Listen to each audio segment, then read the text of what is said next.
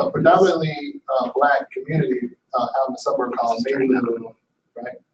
So growing up out in Maywood, you would hear the stories about the high schools in the city. You know, you saw your movies, right? And you thought it was going to be rough. So I took this position and I was working at Crane High School over here on West. Loved it. Loved it. It was not like what people thought it would be like. And so what was interesting when I first started the position, I was around 22, 23. The people who worked there thought I was a student, right? And then I realized instantly, I'm important, right? You think I'm a student, but I actually have a voice. And so here are kids who I can relate to. These are kids looking at me. I'm not that far off from them. I'm at a report card pickup day, and their mothers and their aunts are my age. Not necessarily my age, but close to it, to a point where they're talking to me, they're calling Mr. Kelley, right? And I'm 22 years old, so at that moment, I felt as though I had a responsibility. So that's what I took with me in my career. I felt like I'm going to be now this messenger. That was just my entire message to myself moving forward. I am a messenger. I am an agent of change now. So I took that with me. So when I entered into my master's program, I was the only Black male in the class, right? And there was a Black female in the class. I thought I have a sister in the class with me. That's the first person to connect with. She didn't want to connect with me. It was interesting. So I said, you know what? I'm here all along, but I'm still an agent of change. So in my career, that was more of my message moving forward. That as I learn, I want to bring other people along with me. And that's why I'm in this industry now. I feel as though, you know, that I'm a face in a place. I know I'm going to get there, but I'm a face in a place where I'm instantly a messenger. And so I will always position myself to just be that. So like Dr. Langtiw mentioned, for most of my education and professional career, I've been one of the few. So I've been at mostly predominantly white institutions or mostly predominantly white. I came from corporate America as well. And so I've seen some interesting things. I've had some interesting experiences.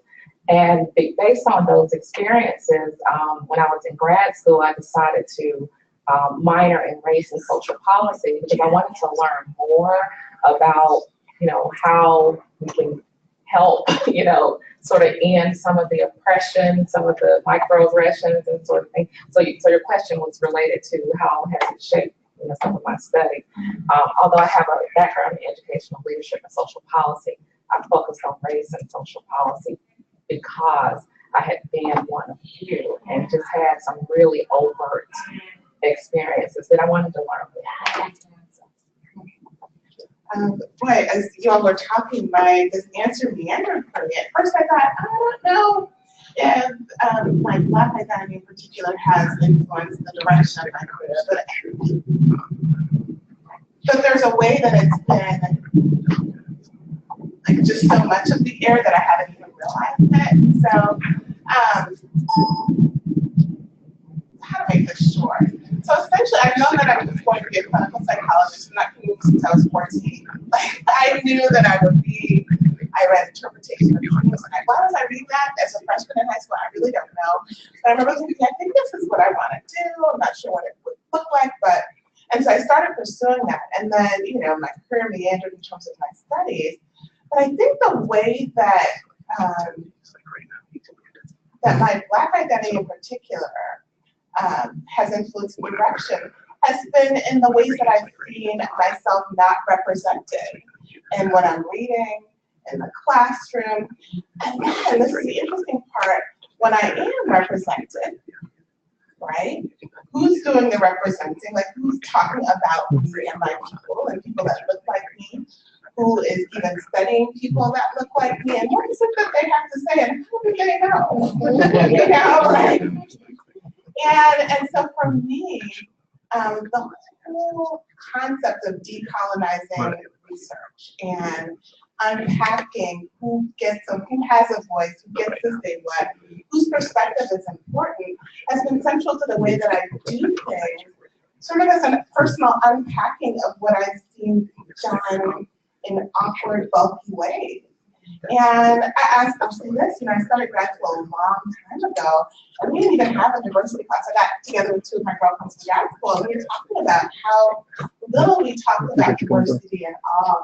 And seeing the lack was part of what propelled me to want to do more in terms of even like bringing diversity to the table, and then being tired of being the one who says, well, what about, in each class or, so that's one way that my personal academic has shaped my career, sort of forced, to be seen. Do we have Dr. Abdul-Adil to be able to hear? I think he can hear us because I saw him nodding. Hi, Dr. Abdul-Adil. Can you hear him? Yes, we should be able to. Okay. So if you want to jump in on like your Black identity becoming obvious to you in terms of your education, but also how it's influenced the direction of your studies. Thank you for having me by the webinar. And I guess it first became apparent to me, I'll focus more on graduate school when I would keep opening up books and looking at research journal articles, and I saw studies and I saw book chapters and I didn't see me. So a lot of the ideas made a lot of sense for the mainstream society, but I did not see those nuances and those particular applications for the urban communities of color who I was working with. And I guess I had a real wake-up call when I went out to one of the communities, which was very underserved, very impoverished, and I went to a public school to do a program, and I outlined this nice design I had. It was randomized, and it was going to be a staggered baseline. All my little research science was flowing. I was feeling good about myself. And that African-American principal looked at me at the end and she said, well, here's what you're going to do. She's like, you're an African-American male coming out here dealing with these other African-American males. I'm going to give you 15 to 20 of the toughest ones I have, and you better figure out what to do with them. Yep. And she was serious. And I listened and I said, okay. So it's been very salient for me because of the lower proportion of communities of color, let alone males of color from African descent in PhD programs of which I was in, that there was a need to come in and serve the community and learn the science that can serve, not just prove hypotheses and test using SPSS, but being able to make a practical difference with the degrees. Instead of, like Chuck D has said, so many black thinkers who can't do anything collectively in one of the famous rap songs. And that's what I do my research on. So you hear me drop a few lines here and there. So it became very, very, very salient, very, very early. But I took that as a very positive challenge to be able to see, could I use science to give back and serve my community? Awesome. Belinda's going to beatbox for you in the background. So the next question that we had was, what aspects of your racial identity, culture, or community do you feel like have been especially beneficial to you for the course of your career, if any, or maybe there aren't any? Do you feel like it's been detrimental or beneficial? What aspect? Yeah, what of your cultural or your racial and ethnic identity has been? I can start with that. So I am a community psychologist, a clinical psychologist, and I thought I made this up myself, right? Like that I just obviously am a systems person. And being Haitian, I never realized how connected we are and how we think about ourselves in connection. So when you're asking a Haitian person how they're doing, you ask how their family's doing. You ask how they're doing. Like it's part of, and I never realized how enculturated that was for me. And so the idea that I would come to be a systems person, on my own, is really a novelty. Like I was born into a systems, a way of thinking and being. And so I think that that's one of the cultural interplays that's integral to the way that I do the work that I do now. I don't think I could be anything but a community-based psychologist. For me, understanding the multiple layers of religion and spirituality within the multiplicity of Black communities, and the reasons why over the many, many years, and how people connect or disconnect with spirituality from an intercultural perspective has been something that's really deep in my soul. You know, it's part of the way that I am, and the way that I think about myself in the world, and then also then mediate the way that I do the work that I do, but also the way that I think about the work that I do. And I'll tell this story. I remember having a supervisor who was not a supervisor of color, and I'm a really spiritually grounded person. The people that know me well know that, right? And I remember talking to her, and I was really hesitant. There was an exchange that we were having, and for me, like at one point in my life, I was in the ministry, and then decided to, you know, continue in psychology. But I really feel like psychology is my spiritual calling. Like, this is my purpose. This is what I'm meant to do. This is the way that I'm meant to serve. And I remember feeling hesitant to tell her that, because I remember thinking, oh, she's going to think this is new. And I thought, like, if I can't talk about this here, how the reason that I come to work each day is because of my spiritual calling, then, like, where else and how else can I possibly talk about this? And so I think for me, another part of this kind of work has been opening up spaces for people to understand what brings them to this room, right? And for us to keep opening up spaces for that to be able to be voiced together. I think that answers it. Thank you. So good about that. Awesome. So I thought about, in terms of your question, I thought about, you know, just what I've accomplished, you know, from an education standpoint, to, you know, the different positions I've had. And I thought about the inspiration that I guess kind of led me or drove me to do that. And I have to go back to my parents. You know, my parents were deeply involved in the civil rights movement, protests, the sittings at North Carolina A&T. You know, so they instilled really early on confidence, you know, that even though others may say or have doubts about how far you can go, what you can do, what you can accomplish, always remember you know, they're not any better than you, and that's the case, you know, and you have to continuously tell yourself that you have to be your own motivator, your own empowerment, you know, person. And so my parents, like I said, instilled that in all of us really early on. And when I think about having the confidence and the, I guess confidence is the word, to get an undergraduate degree, to get a master's degree, to get a PhD, and then to even pursue different positions, you know, corporate and in higher education, it had to do with those early teachings. And then that had to do with what my parents experienced, you know, coming up in the civil rights movement. So that's how I connect the two. And I think it's something that I continue to just, you have to keep motivating yourself, because you hear different messages, you know, that don't sound really good. You have to keep reminding yourself, don't listen to that, because you know what you know what you have the ability to do.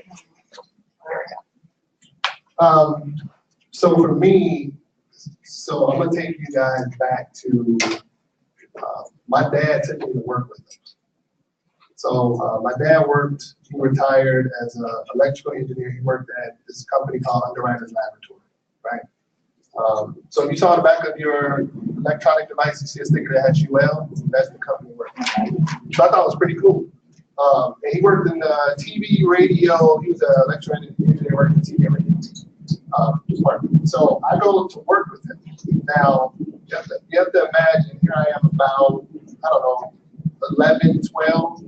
I go to work with my dad, and my dad talks. He's from the 60s, so he talked jive talk. He was soul brother #1. All his friends talk, you know, they talk with this rhythmic voice, right? Saying these words that rhyme.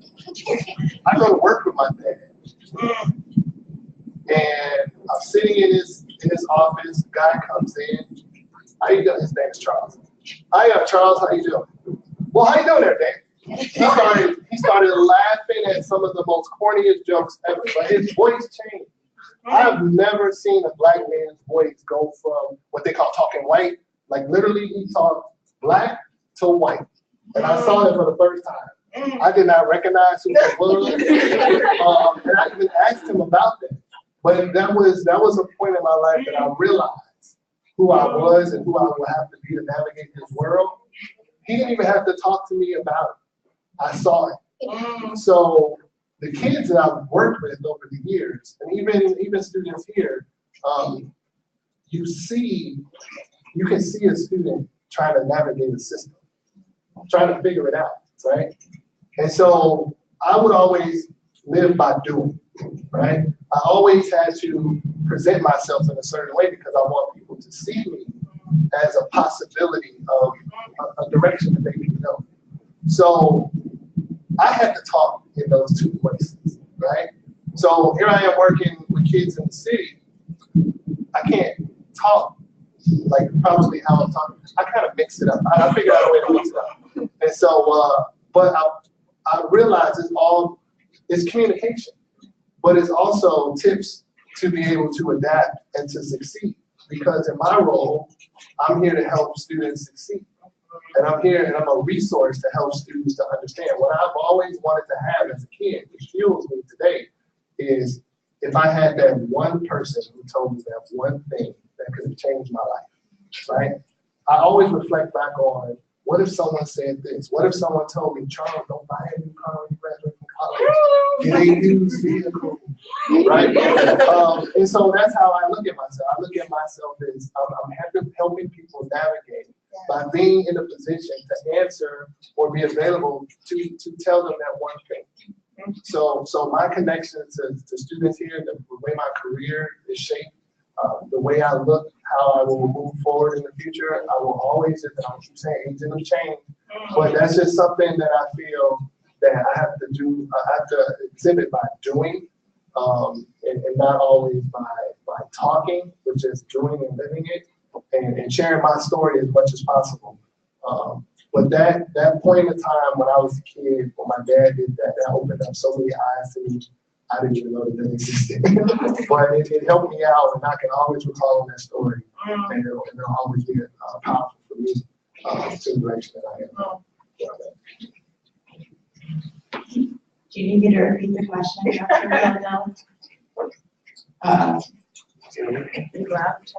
Belinda?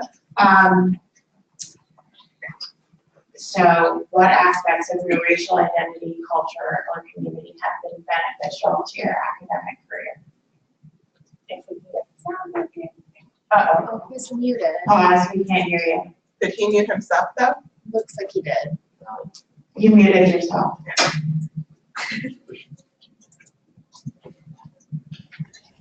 There we go. All right. We're working with it. We're working with it. Thank you. So I actually experienced during graduate school, when I first got there, I actually added a more significant element to my spiritual identity that linked to my ethnic identity. I converted to Islam, Orthodox Islam, and it allowed me to connect the spiritual part of me to the service part of me, and also a very large and often neglected part of Orthodox as well as the Nation of Islam and its role in reviving and contributing toward the African-American struggle. And so I felt like that opened up a big world for me, especially it allowed me to find different aspects of the African diaspora that I could draw from and connect to my work that was going on in the inner city. So for example, you know, you've probably heard the slogan that most Arabs are Muslim, but most Muslims are not Arab. Arabs are less than 15% of the worldwide population. And there's a very diverse ethnic group which makes up the universal Muslim community. And one of the staples of intellectual and scientific progress in the history of Islam came out of Timbuktu. So for all of you who enjoyed Panther like I did, a lot of the background buildings in Wakanda are modeled off the Timbuktu structures. And there was a time when Timbuktu was literally the intellectual capital of the so-called civilized world for Europe as well as Africa as well as Asia. So I think for me, it was bringing in the activism that I had been exposed to through my parents, who were both Southern Baptists, but it brought up the religiosity as an added element that I could then complement some of the work which was going on in the African American community. And I guess, you know, one of the things that I did, which may have been considered radical at the time, but I actually took the so-called civil rights movement and I took that into a community psychology paradigm and actually did a juxtaposition of the Nation of Islam, Southern Christian Leadership Council, the Black Panthers, RAM, Revolutionary Action Movement. I took all the so-called 60s radicals, and I presented that as these are African-centered models of social change, which still have implications as well as aspects of application even today. And that went over as a mainstream academic conference presentation.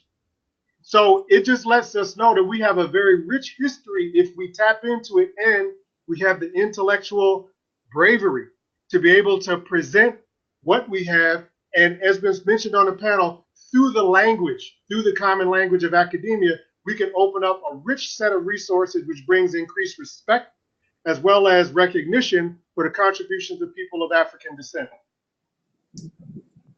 So, do you feel pressure to present yourself a certain way because you're a minority in an academic setting? You touched on this a little bit already, being, I think your words face to place is what you said. So, talk about that a little bit. Do I feel pressure? Yes. It's not a lot of faces that look like me. I'm tall. I'm brown. I did cut my beard, but I once had a big beard. My hair is starting to thin, but I used to have a lot more hair. But one of the things that I felt pressured to do, great question, is it goes back to my dad in that moment. I presented myself as a non-threatening Negro, right? So I would smile a lot. I mean, internally, if you know me, I have a good spirit anyway, but I wanted to be non-threatening, right? I wanted to be able to adapt to being heard. It's not about getting along, it's about getting along, right? I say that to my students all the time. Learn to get along, because, I mean, if you want to make a difference, you might have to play a certain role, a certain part. You can still be yourself, but I didn't want to be threatening. I didn't want to come across as angry. And then also too, here at the Chicago School, interesting enough, when I started here, there wasn't a lot of people of color that were in higher level positions. It's not even a lot today, right? Especially male, right? For me personally. And so I wanted to make myself visible around the campus. I try to be seen, you know, because I want students to feel as though they belong. And if you don't feel as though you belong, I'm gonna say hi to you. I'm gonna say hi. I'm gonna make, you know, hi, how you doing? I am over here. You know, I do exist if you want to talk to me. And I think that's what I did. So I feel pressure to do well at my job. I run career services here in Chicago for every campus. Great institution. For a long time. Current students and alumni. I've been here almost 10 years. And I think I'm a big deal. Right? And so there's a lot of pressure to make sure my numbers are on point, because I can be judged differently. I'm not saying that they do judge me differently, but I can be judged differently, right? I look at some of my colleagues around at other institutions. I still don't see people that look like me. They just started on LinkedIn. If you look me up on LinkedIn, they started this group called, I think it's Men of Color in Career Services. that a gentleman started, and he's been pushing out these little mini articles of our profiles. So every month, there's someone that works at an institution around the country representing African American male, color, and career services. So there is pressure, but there's pressure because even I still am part of a very few number, even across the nation. So even at our small institution, I represent a lot, and so there is pressure. I do have a family, so there's pressure. Society-wise, I have pressure, but career-wise, yes. And so I make sure that I'm prepared.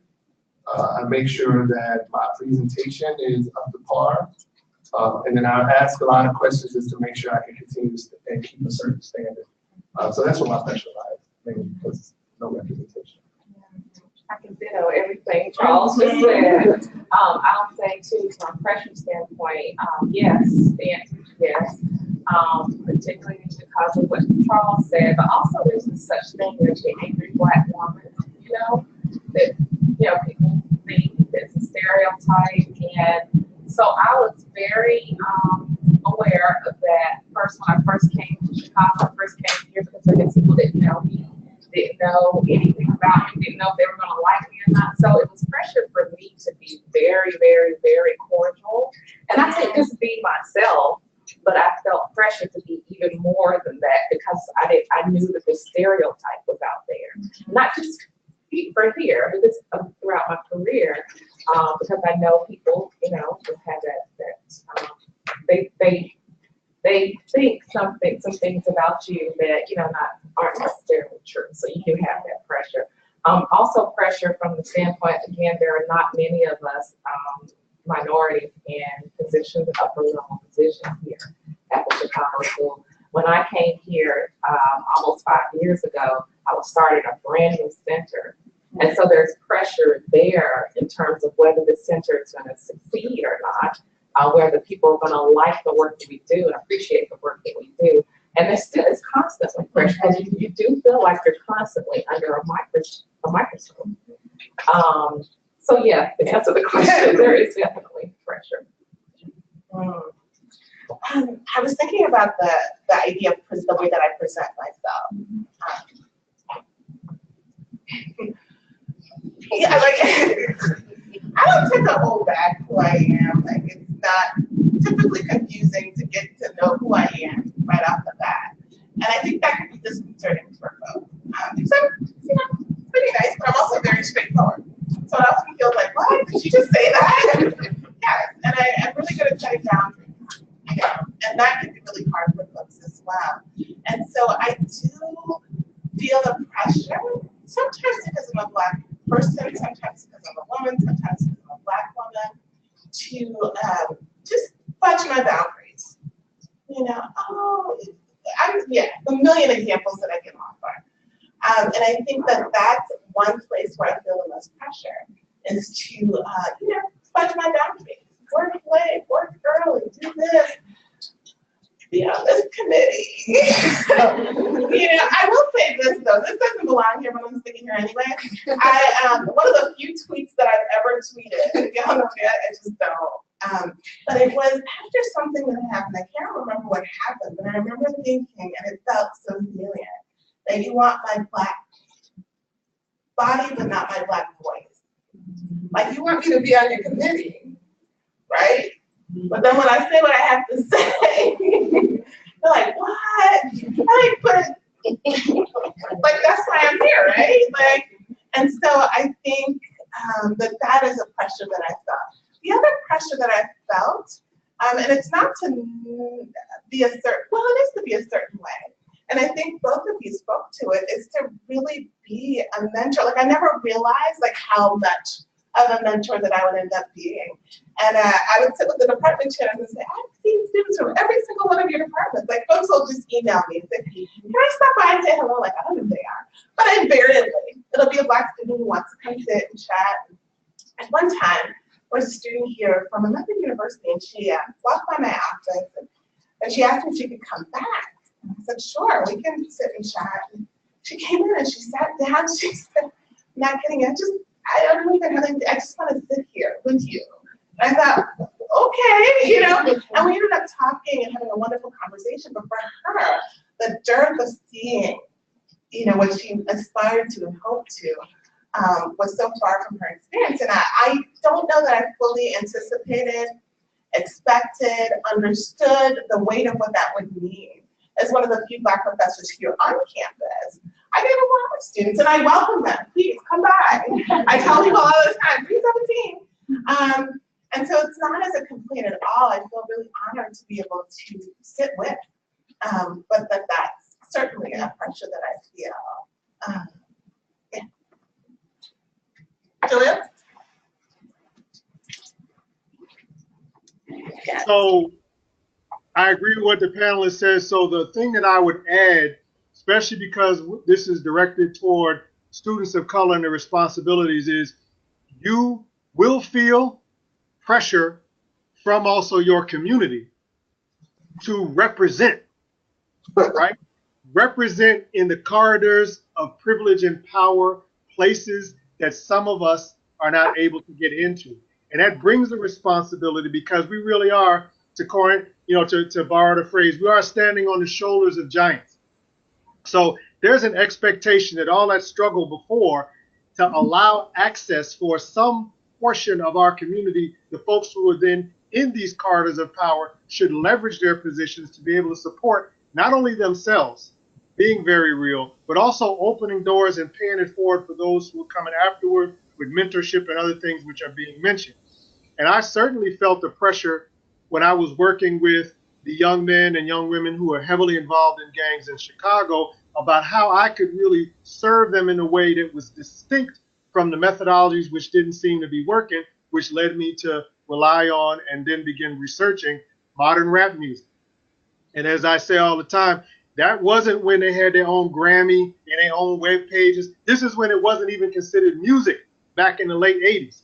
And I had to translate that into a so-called scholarly practice that had a evidence-based program of rigorous research that did not compromise the integrity of the rich but raw voices that the youth had in the music.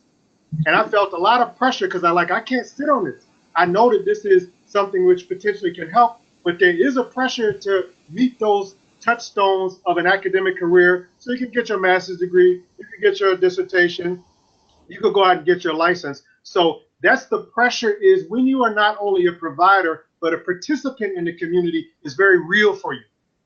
And people will expect you as Dr. So-and-so to be able to help. And they're not always going to be worried about your research background. Is this your dissertation? They're not even going to be worried about, did you just come home from a caseload, back to front from morning to night? They're going to say help. And when you're working in a community and you're not just a provider, you're a participant provider, you know the people, you know the community, you feel a responsibility. These are your sons, your daughters, your aunts, your uncles, your grandmas, your granddads. And that pressure is something that I think we have to embrace and try to manage it, as been discussed on the panel.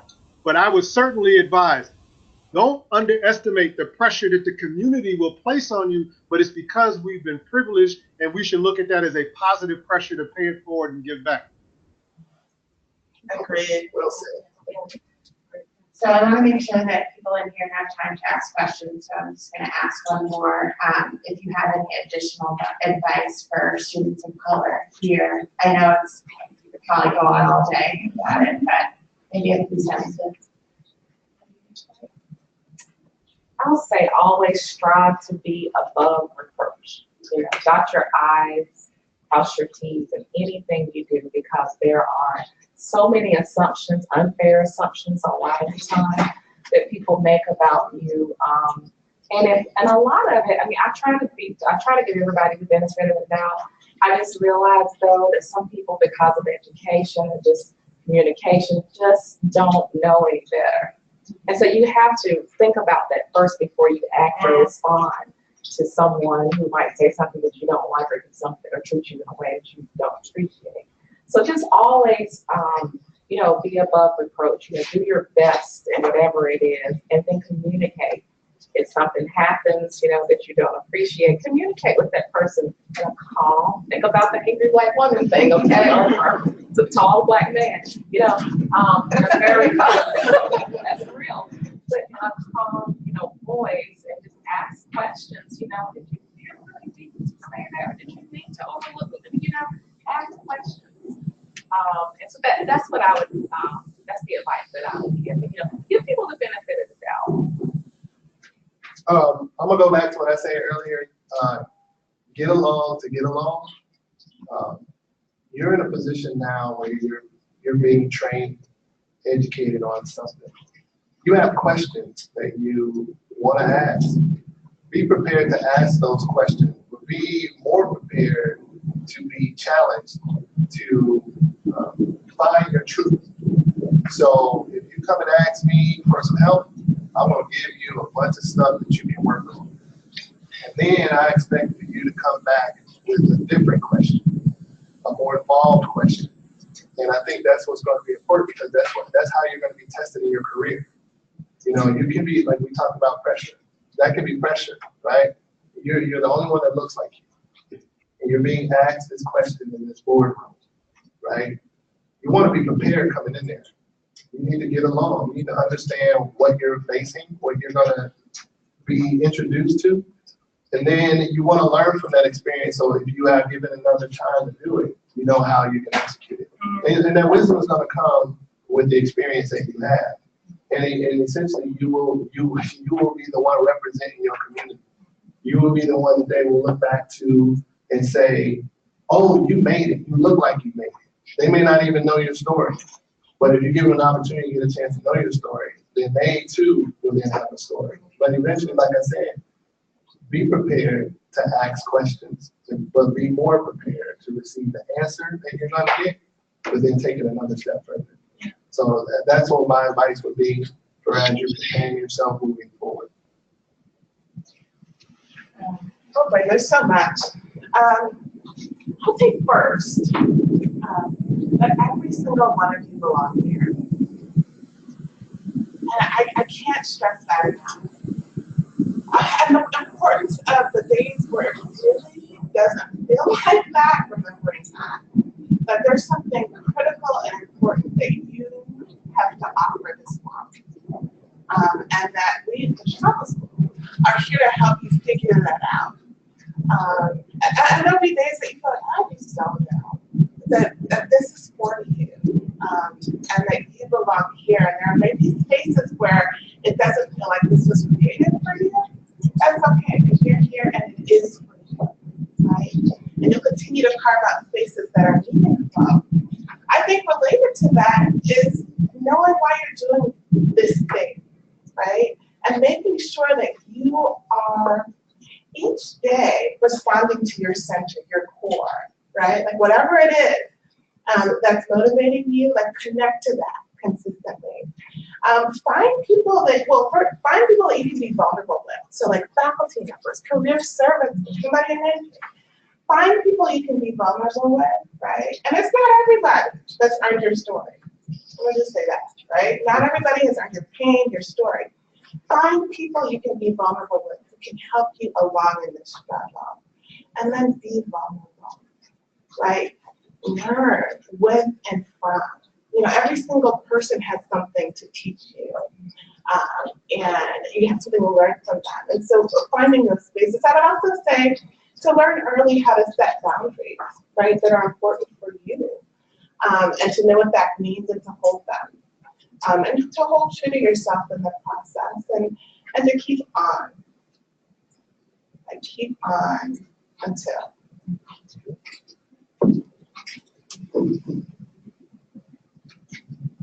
I'm done. I'm ready for you. So the thing that I would add to that is to value and leverage your unique insights and access to the world.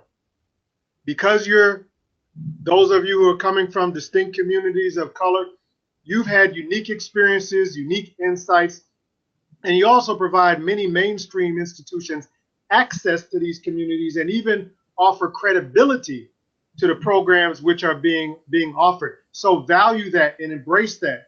And often there are many programs which are very successful, which may even be internationally renowned, that they really have made their bones on the backs of the students and staff of color who don't always hear how valuable they've been to the overall success of the project. So value your insights, particularly when you're reading books and chapters and you're going through school. Always look to go beyond the book. There's always something that you know, you've experienced, or you think that will be able to extend the collective knowledge which is out there. And don't be shy from that. Don't be shy from that, because we have to continue to push the envelope if we're really going to have fundamental structural changes in society and around the world. And last but not least, and I need to say this bluntly in terms of paying it forward, value your talents in terms of financial compensation. There's a lot of things that are unique that we don't like to talk about money, but as someone who's seen a disproportionately low pay for not only people of color, but also for women in academia, it exists. Know that you are valuable. What you bring to the table deserves to be compensated. And don't feel guilty about your compensation, because that allows you the resources to be able to then further invest yourself and your programs within communities that most need them. So value yourself and make sure they put their money where their mouth is. Thank you. Does anyone have any questions that they wanted to ask?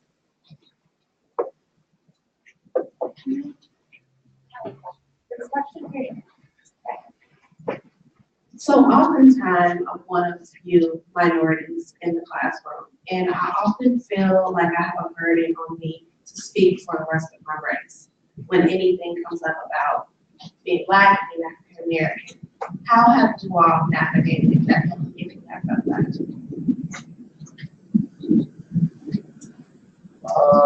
Okay. Wow. You know what? I just don't. Well, I try to be unapologetically sincere. Does that make sense? If you don't want to answer it, don't answer it. If you want to answer it, you can say, in my opinion, and answer. Or if you want to say, I don't represent all Black people, that's what you're insinuating, and then go ahead and answer it. Own what you can contribute. Maybe it's a tricky question you don't really have to answer. Maybe you're not equipped with it. So, don't feel compelled. Maybe pass it on to someone else and say, well, how do you feel? That's how I've approached it. I've always been actively on, let's say, committees that represent Black. I don't make time for it if I don't have the time for it. And then I make the time for what I do have the time for. And then I stay in my lane. So I'll give you a quick example. So our Black History Month committees, right? I've always been active. I've done presentations, but I stay in my lane. My lane is not all history. My lane is history and sports stuff. So my presentation and my contributions will be that.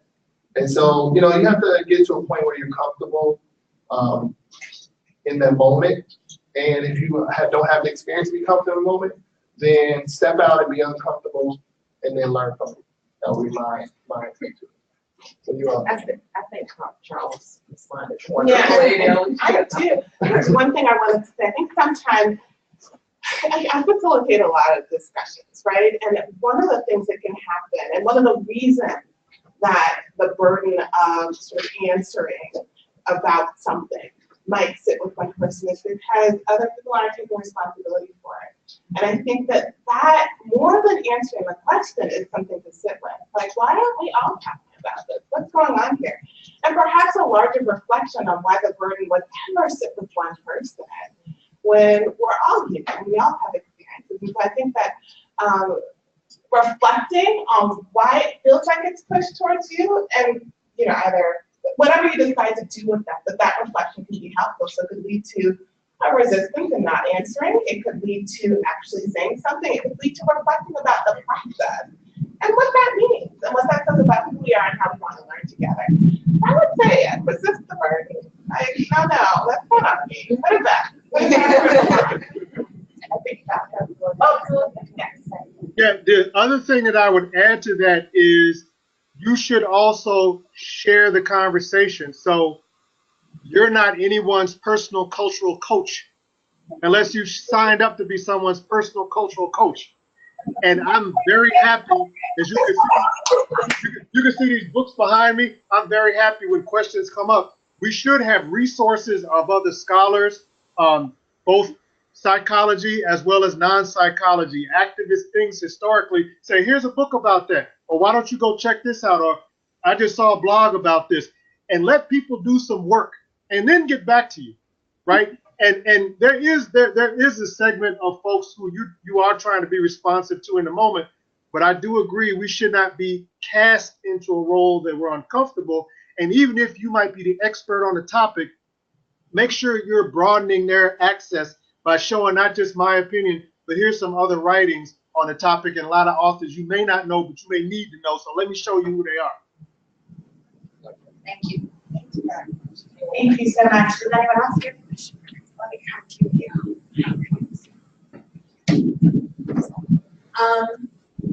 My question is basically is centered around like personality and how to conduct yourself. So each of you talked about different moments where you felt like you had to, like the pressure, or you felt like you had to speak a certain way, present yourself in a certain way, and I have been very cognizant of that, and I've been trying to find ways to navigate. It makes me feel like I'm not me, and I've been trying to find ways to navigate the intellectual side, but also I grew up in, this underprivileged neighborhood. I speak this way when I'm not here, and to not shy away from that because this is who I am. So finding ways to, I guess my question is, how do you integrate the two so that you don't lose yourself, but you can still be represented as,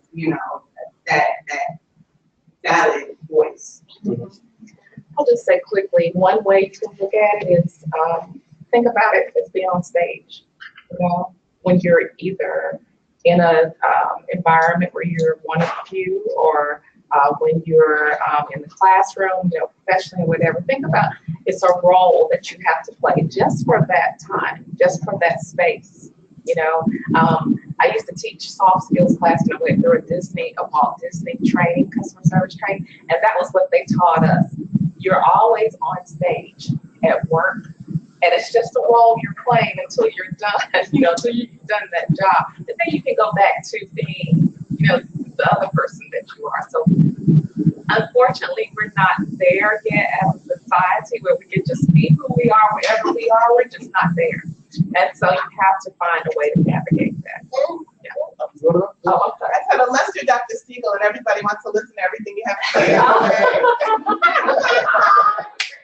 say. So I'm gonna explain it in a way that I can.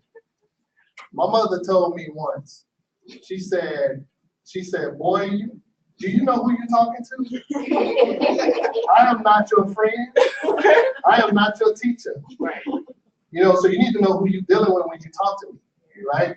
So what I'm going to say is, know who your audience is. Just like what you were saying in stage. Know who you're dealing with. Be prepared for the unknown. I'll give you an example. I went into a high-level meeting for the first time, and I had to present my numbers to my department. I rocked. What came from that? Expectations. So questions started to come around. Charles, this is on our agenda. You're on it. We need to have this by this date. I gave it to him in 10 minutes. I let them know that I had my stuff together, and I gave it to them. You have to know who you're dealing with in your communication style.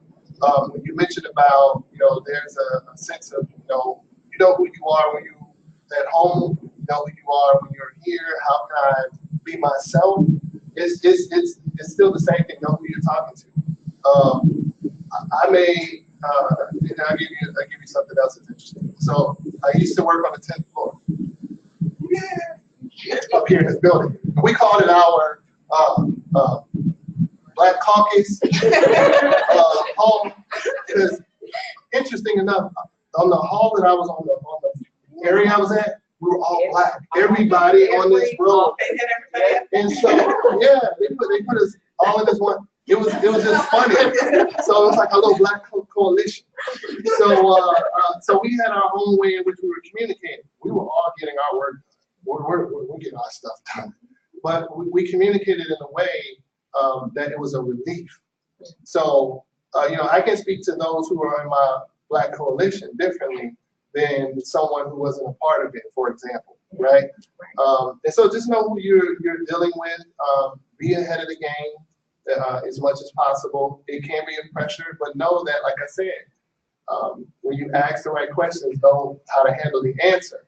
So when I went into that meeting and I rocked, I gave them some information that they had no clue that I was bomb. That expectations climb, and they have a different way of looking at me now. And I'm sitting at the table. I'm sitting at different tables now than I was before. So that comes with that. So. Yeah, I would say just to add, the importance of congruence, is critical, and knowing who you are, knowing your audience is critical, but then also having spaces where you can let your hair down, where you can say, what, in whatever voice you want, this happened to me at work today, or this happened in supervision, or this happened, and spaces where you can work that through with people who can understand it in different ways. But that's really important as well, so that you can go in and do what you need to do. The other place that, and maybe Belinda, you can speak to this, the other place that I see this come out so much, and finding that balance as somebody who reads a lot of papers is a real challenge, is how people write. And allowing people to write in the voices that they live in, and for me to be able to understand what it is they're trying to, wanting and needing to communicate to me, as part of, Jaleel would say, their unique perspective and experience. And have that also be professional writing. I think it's something that we're all working on. Yeah, and I'll just say, one of the things we have to express to students when it comes to the writing center, you can't write the way you speak. It's just not accepted, it's not considered scholarly writing. We have these APA rules, everybody knows about that. We have to write, we have to respect those rules because that's what's respected in the industry. So it is navigating that piece, but yet, still keeping yourself as a part of it, but you have to follow the rules, in order to gain the respect from a scholarly standpoint. Oh, yeah. And I think as much as you can, you integrate and protect that part of yourself which you feel is the most authentic. And as you become successful, or at least relatively successful, as some of the panelists have mentioned, you can let more of yourself be introduced into these mainstream settings. Because trust me, everybody knows when I get to work at University of Illinois, Chicago, because I have a $2,000 stereo system in there and a huge subwoofer, and I literally shake the windows that I'm passing by with my boom back, right? Now, and I make sure I walk right into this university and everybody see, yeah, that guy who does that stuff in there, he listens to that stuff out there. Now, would I have done that when I was a first-year graduate student on somebody else's project? Probably not. But once you begin to work yourself up, you should look to, as much as you feel comfortable, to integrate who you are and let people sit with that. It's okay. And I'm sure there's at least one of my colleagues here who's like, why is he listening to that music when he's coming in here? And you know what? That's exactly why I play that stuff when I come in here, because I'm going to make you sit with that and have to resolve any contradictions in your mind between people who listen to that music and level of intellect. So protect yourself in your space, as mentioned. Network with people who will support you to continue to look for opportunities. And when you can, let your authentic self out while you still know how to strategically don't get yourself in trouble. There's a difference between being brave and being reckless. Yeah.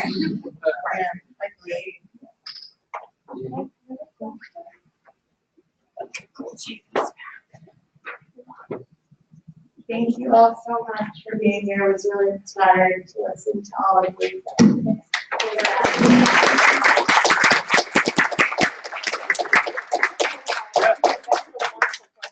Thank you for having me.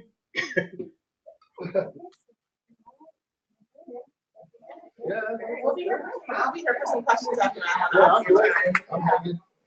If you haven't signed in yet, please do find the sign-in sheet so that we can show the school that we really value these sort of things with our attendance.